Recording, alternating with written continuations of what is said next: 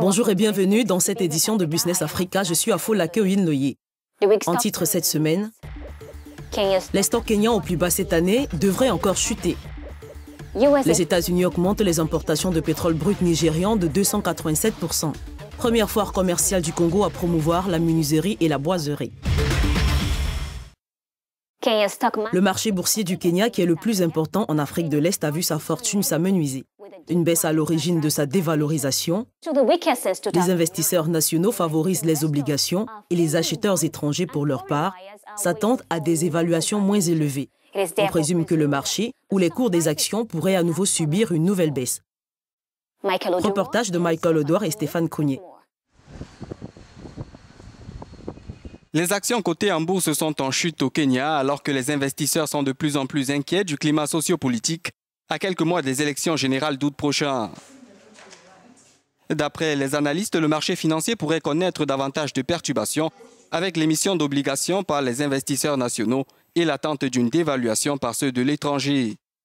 Les actions à la bourse de Nairobi sont toujours en dessous des 3000 points après avoir frôlé les 2789 points en janvier.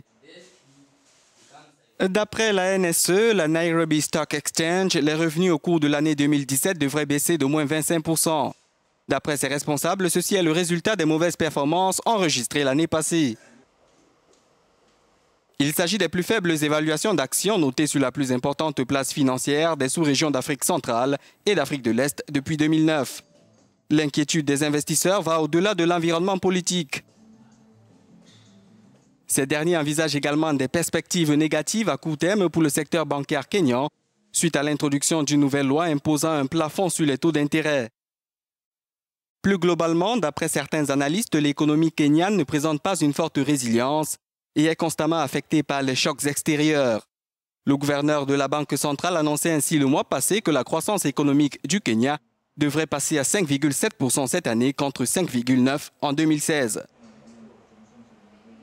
Le Kenya est par ailleurs en proie à des sécheresses qui compromettent les recettes agricoles et ont un impact négatif sur ses recettes globales.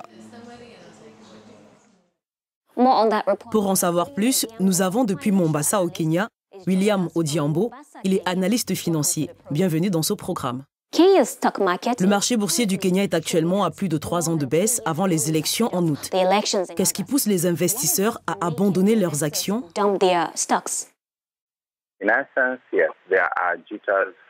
En substance, il y a des appréhensions au sujet des prochaines élections kenyanes, des élections réputées très agitées.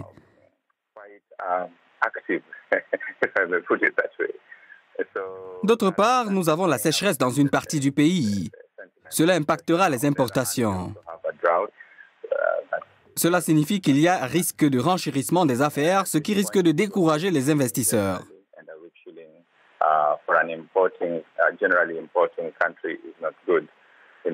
Bien plus, il y a des entreprises qui se retirent du pays. Je vais croire que ce sont les principales raisons. Mais au-delà, il y a des raisons subjectives.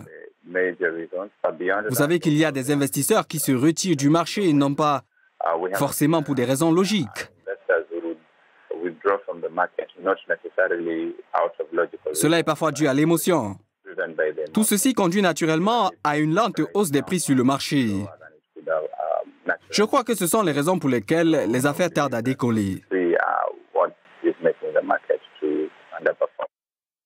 Les investisseurs ont également exprimé des inquiétudes après l'introduction d'une nouvelle loi qui met un plafond sur les taux d'intérêt. Comment les banques relèvent-elles ce défi ?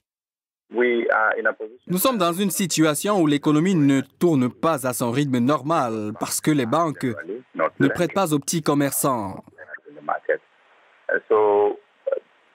À plus grande échelle, il y a l'introduction par l'Association des banquiers kenyans du PENSA, une innovation technologique consistant à relier entre eux tous les comptes.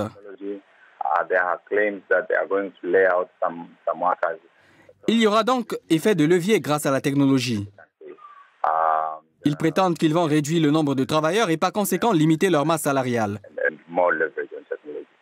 Nous voyons qu'il y a moins de croissance mais plus d'influence de la technologie.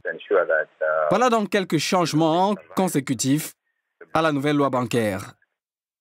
Bien, quelles sont vos projections pour le marché boursier pour le reste de l'année? Pensez-vous que le marché puisse rebondir plus tard cette année? Après les élections, je pense que les choses devraient changer sensiblement. Le problème ressurgira avec l'attentisme du gouvernement sur la question. Nous aspirons en même temps à un faible taux d'inflation, espérant l'intervention de la Banque centrale pour stabiliser le marché. Nous pourrons ainsi, d'ici la fin de l'année, espérer faire de bonnes affaires.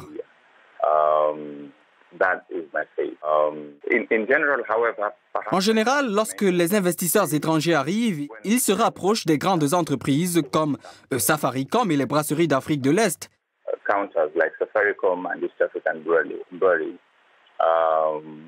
qui sont les détenteurs des plus gros comptes sur le marché.